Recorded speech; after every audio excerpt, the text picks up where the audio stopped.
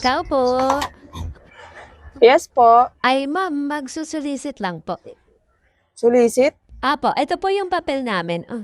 Di ba ikaw yung naglilista dati ng ano dito, yung sa ayuda?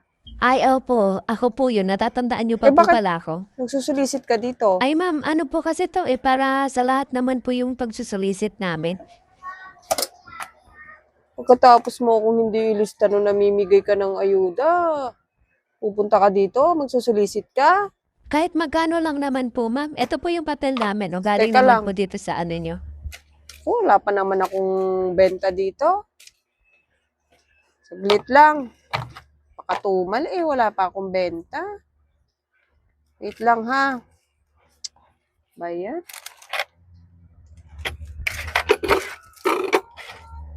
Ito na lang. Wala. Ang hina ng ano ngayon ang hina ng tindahan kasi lagi na lang naulan. Saan na ba yun? Teka lang ha. Ay, sige lang po. Ito na lang. Pasensya ka na ha. 20 na lang muna. Sobrang tumal ng tindahan. Yan na lang muna. Ay ma'am, 20 lang. Baka naman gusto niyong dagdagan po. 20 lang. Abay, pasalamat ka't nagbigay pa ako dyan. Nung naglilista ka nga, hindi mo man lang ako naalalang ilista kasi may tindahan ako. Tapos ngayon magsusulisit kayo, pupuntahan niyo ako. Pasalamat ka na lang at nagbigay pa ako.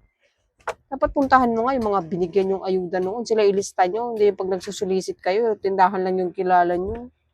Ang unfair naman noon.